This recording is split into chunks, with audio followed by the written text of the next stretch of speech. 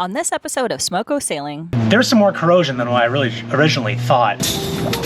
Doing great, sweetie. We are here to tell you a story. A scary story. So I gotta fix that before, because otherwise we'll be in deep shit.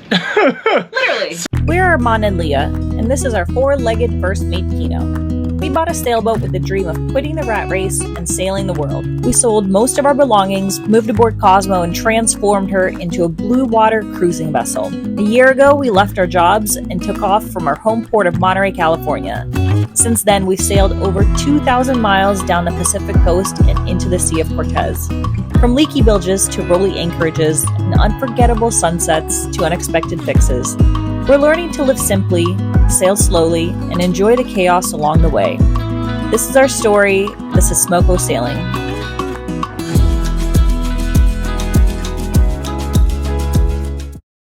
Well, happy October. It's October 3rd. On October 3rd, he asked me what day it was. It's October 3rd. So, this is our last month in the U.S. Isn't that weird to say? This time next month, we're probably going to be moving. Hopefully. To Mexico, hopefully. So, a little bit of nervousness. Things are starting to like, hey, we got to get this done.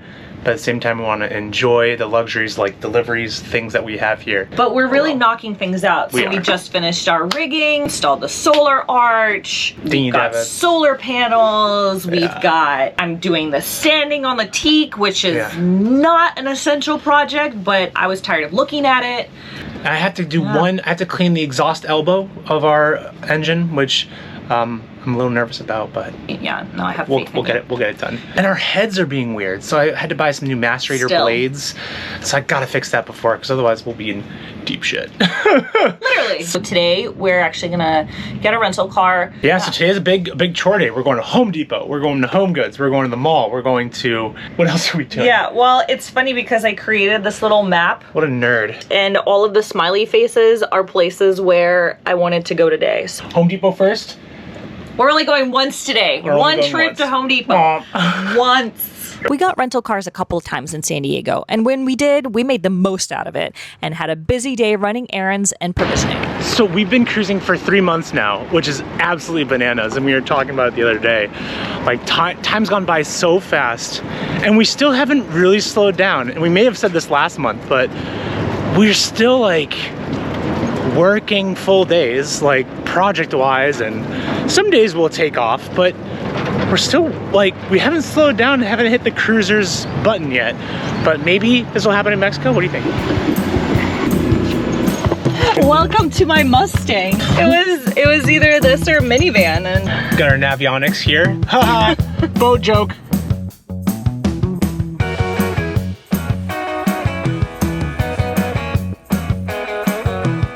we had a successful day. Very busy shopping day. Random purchases. Here's a frying pan that can be cooked. I can use this on induction. A colander, Ryobi wet vac, you know, for when there's spills in your bilge. A little wetsuit so I can go snorkeling. Flour, a chopper. Yeah, so good day. I don't know if it's our last time we'll have a rental car for a while. Okay, so we're getting closer and closer to leaving for Mexico. We're about a little less than a month out, and we have a whole list of projects we want to knock out. But one thing that I finished was making our TV 12 volts. So over here, you can see, I just put this in. And really what this is for our freezer and our television. So now our TV and our Starlink are both 12 volts. So if I need to use those things, I don't need to use the inverter anymore. And that was something on our list just for energy management, power. You know, if it's a stormy couple days, we could just hang out, watch TV, use the internet, and really not use as much power as we have to if we had to use the inverter. Before the start of all of our engine drama, we managed to fit in one last trip to Coronado. Before we do any projects, we're gonna enjoy the sun, and we're gonna have a little fun. It's like a Sunday fun day, but on Wednesday, because we don't have any jobs. So Leah's treating us. I ain't got no job. Oh! These aren't dirty glasses, by the way. We had orange juice beforehand because we wanted to give the glass an essence of orange juice, which is how much you need for proper mimosa. Look at the booze. Cheers. nice, right? This is a really nice day. Here's how projects went that day. That's the end of the tape measure. Keep going. Doing great, sweetie. It's so nice and warm out. Instead, we're gonna do some projects. I'm sanding the teak decks. Got my vacuum.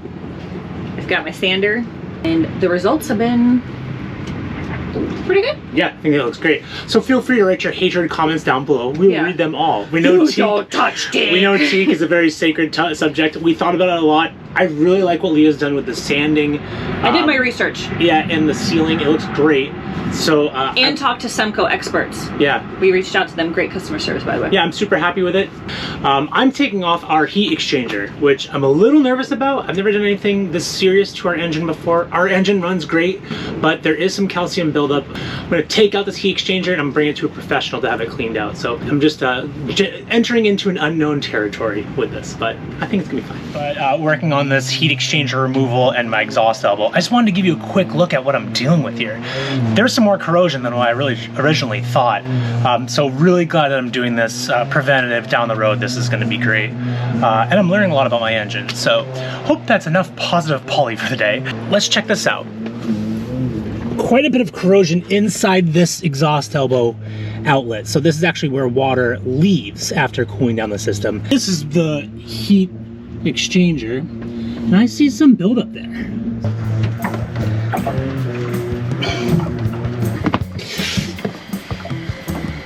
Okay, maybe I misread the instructions.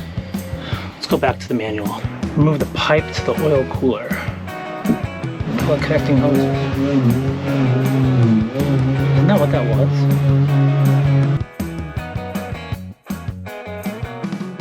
It's gross, but that's engine work, which is why I went to a liberal arts school. I got the exhaust elbow out. Look how much carbon we're dealing with here. Holy cow. Let's get a paper towel. Look at all the carbon. Oh my gosh. And if we look in here, look at all that carbon. I mean, now I will remove the oil cooler. I think there's only 4 bolts. Hopefully it'll be an easy project. Knock on teak. It is after 5. On a Sunday. It feels like a Monday. Yeah, it feels like a work day. It was truly a work day. How'd you do? Really good. I learned a lot about our engine. I don't know a lot about diesel stuff, so taking things apart, you know, every step you get to research it, and yeah, I feel really good. Good. I saw boat parts that were outside. Yeah, there's a lot of corrosion in there, so really glad we're doing this. Some of the videos I saw, they said every 800 hours. We have 710, so we'll be good for a while. Good. I'm tired. I'm exhausted. I feel like my hands are still vibrating. So we've been talking. We're having a blast in San Diego, getting a lot of work done, but we're ready to go. I'm ready to go. I wasn't ready to leave until I couldn't leave. Yeah, exactly. It's like until I had a holdup. Sucks that the engine is holding us up. Turns out getting the heat exchanger out and to the shop was the easy part of the project. Like other boat projects, this wasn't just a simple cleaning. It escalated very quickly. All right, we're gonna need to fill up a glass of wine for this one. We are here to tell you a story. A scary story since it's Halloween. During one of my inspections from a certified Volvo Penta mechanic, he recommended to get my exhaust elbow and the heat exchanger cleaned, like professionally cleaned. I removed our heat exchanger, the entire thing from the engine, all by myself, might I add. And it took 2 days and brought it to a shop. So it took me about 2 days. This is on the 15th. I actually had it all set and brought it to the shop to get it cleaned in San Diego. The place I brought it to, they said there was some damage. Where the heat exchanger touches the oil cooler is like 2 O-rings, and the metal kisses each other, right? They touch each other, and the O-rings need to make good contact, or else you'll get buildup around that area, which is what we had. Why to start in the first place? Upon removing it, the place where that cleans it realized 2 hoses connecting. One was really worn down pretty seriously, and they got a little scared. They're like, hey, we think you on this piece so that they can make a sound connection. Leah and I shot over, because it was like 4 p.m. We shot over to a place that we were told was really good and could fix it. We go to this location, the guy looks at it and is kind of like, yeah, no problem. And I said, how long? He said 2 days, and I can get back to you and let you know the status. Friday comes along and the receptionist is like, he's busy, let me talk to him. All right, we'll check in on Monday. So I think I checked in on Monday. He hasn't looked at it yet. Then I got called back on the 22nd, and they said, hey, there is a lot of cast iron to lay back on this thing, but we can do it, but it's going to cost some money. I knew it was going to cost money. That's like everything in boat world. So I said, hey, let's do it. Fast forward probably till Thursday, maybe even Friday. Yeah. We were playing phone tag. Phone tag implies that they call you back. More me just constantly calling them, and then the receptionist. I never actually got to talk to the guy. Fast forward till last Friday. I told Armand, tell him that the Port of San Diego police is kicking us out of the anchorage. Like, we need to get our engine working. And I got a call back in a couple of hours, and they said, hey, he can't do it. So pretty upset. The fact that I've been waiting around. I did go on a big hunting spree, looking at stuff and trying to find one. And I did, through this company called Ship Outlet Store. And it's a company in the Netherlands. And I spoke to this guy named Cash. Super helpful. He got me the exact part that I wanted. They're going to send it to me with a bunch of other things that I was originally gonna have to pay for anyways. O-rings, gasket, a bunch of junk. On Monday, I actually made the purchase, and it's scheduled to arrive on Monday. Going straight to Admiralty Marine. This thing is coming from the Netherlands and has gotten here faster than I originally got a response back from the original place downtown. I'm kind of kicking myself. I should have done this in the first place. Kind of set us back a little bit. Our original goal was to get out of this country before the 5th of November because that's a day called Election Day and things are going to be interesting. We keep telling people like, hey, we're going to Mexico, we're going to Mexico. And then people are like, hey, you guys like living in San Diego now? Because we're almost at 3 months. It's getting cold. It's getting cold, yeah. We're going to write it in the sand at low tide. 17th is our departure day. So cheers to that. Let's try to stick to it as much as possible. Okay, so we finally got all of our things from our friend's place, from other shipping areas. So we have a lot of materials, all of our materials really, to knock out some things. And our list is pretty big. I have to tighten my alternator, reinforce the bimini because it kind of rocks a little bit when there's high winds. I have to test the outboard lift because since we've put the tower in a box on, we haven't tested it to make sure the outboard still fits on our railing, and that's kind of important. But before I do that, I have to beef up the crane because the existing hardware isn't really robust enough to lift up that outboard. It's kind of wonky and it's just not good. Another thing is I keep getting a low battery sensor on our autopilot, so I think there just might be some corrosion on the wires and clean that up. The V-berth leak, we think we solved it, but I'd like to do another layer of fiberglass on the inside of the V-berth facing the anchor locker, and I need to do service on both of our heads. Leah's head isn't running as smooth as I'd like.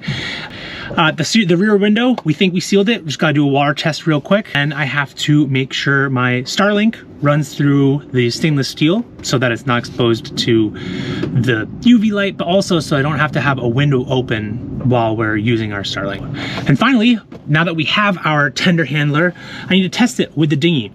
And while I raise it, I should clean the bottom of it too, because we've got quite a bit of growth going. So a lot of projects ahead. Now is the kind of time to knock stuff out while I wait for the heat exchanger to get fixed, and time's ticking, so let's get to work. Armand had a very long and wildly optimistic list of boat projects, and we didn't finish them all before leaving for Mexico, but we made a respectable dent. We also tackled a bunch of things that weren't even on the list, probably as a distraction from the things that were. My little side project was sanding and sealing a 25-year-old teak decks. 4 days of sanding, 2 days of sealing, and yes, I know, someone out there probably really hates this. I had the difficult job of downsizing and reorganizing the V-berth in order to make room for my new washing machine, while Armand cleaned out our marine heads that haven't been serviced ever, and nearly sank the boat in the process.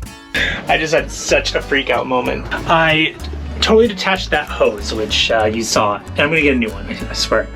I wanted to clean the seacock because there was some stuff in there, so I was vacuuming. I was using something to pry off all that calcium. Why don't I just blast some of it out by opening the seacock, right? That'll tell me how clogged the actual seacock is.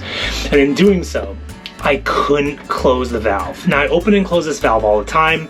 It's no big deal. But what happened was, in me kind of agitating all that calcium, some of it must have fallen where the seat cock closes and wasn't allowing it to close. Like, it was, luckily I was able to fix it, and that was actually scary for about half an hour. I got out my my plug master kit right here. It's like deja vu. Armand had to beef up the outboard lift again.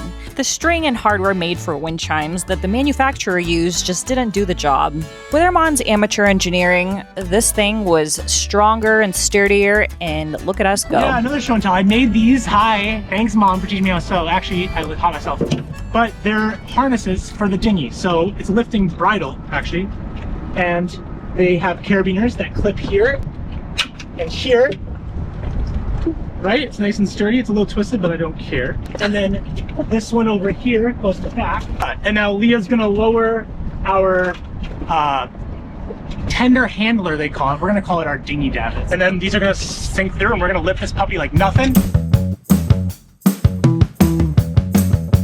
This is how we're gonna clean our bottom now. Look at that gross stuff!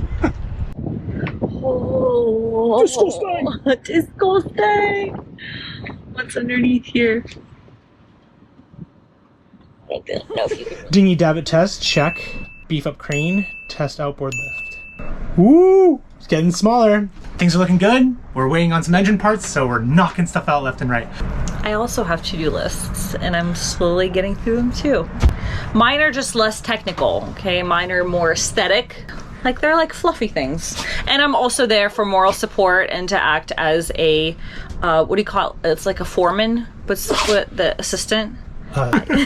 No, I'm there as like, I'm like a sous chef. Armand's like, wrench. And I'm like, I don't know what that is. But I Google, and then I give him the wrench, which ends up being the wrong one, but yeah, we all learn. We all on to the next project. We gotta go clean our dinghy with our pizza scraper. Oh, let's see what the Coast Guard's doing. They're doing cool shit today.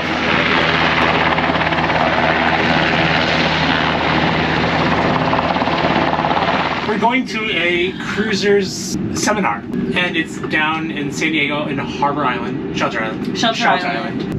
The author of this book that I really like, this Mexico Cruisers guy, Captain Pat Rains. Yeah, we've been using this. Actually, it's been pretty useful. Lady. Telling us places. Yeah, and female Pat. actually, the people who wrote it are gonna be there. Well, let's go dinghy before we change our minds and end up staying in pajamas. Maybe others are like this. When you leave the boat, I feel like you put a little bit more effort in because it's like a thing. Like, you know, in studying literature, there's the area of no return, like the bridge of something. There's a term, it's a literary term. Well, taking your dinghy is like that. It's like, all right, we're in the adventure now. There's a point of no return on the dinghy? It's a phrase in literature. It's right here. Okay, let's go we give our dog a heart attack. It's a beautiful day in the neighborhood. It's very calm today. Yeah, this is nice. A nice, beautiful day. Turns out the seminar was tailored more towards the Baja Ha crowd, but it was neat. We met a few folks, and it was a good seminar overall. So we just came back from what we thought was going to be a 3-hour seminar. It was a 90-minute seminar, but it was good. Yeah, it's pretty basic, which is fine. A lot of people stay in marinas, and I don't want to stay in marinas. Like, there were a lot of marina questions. And met another young couple on a Dufour. Yeah, that was cool. That we've seen in Mission Bay before, and that we admired their teak. Yeah. Saw some older people there. A lot of elderly cruisers. Oh, and like, so Leah asked the question, like, what do you do if you stay over 180 days? And they're like, why would you do that? And like, they're like, we'll just go home. I'm like, we don't have that. We don't have one of those. They're like, you don't want to like go home and like recharge. And we're like, we are home. We have solar. What do you mean recharge? Yeah. An interesting thing that we've noticed is that it seems like there's two different types of cruisers. Ones that have like a home base that they go back to. Yeah. And then I guess like others that this is it. Like, that's us, by the way. Yeah, that's us. We don't have a home base. 1 month after we first dropped it off, our heat exchanger work was finally done, and the engine was ready to be put back together. We spent 3 months on anchor in San Diego, waiting out hurricane season, working on boat projects, and enjoying the city, but we were ready to head to Mexico. And thanks for watching, and join us next time as we pick up anchor and sail off to our first foreign country.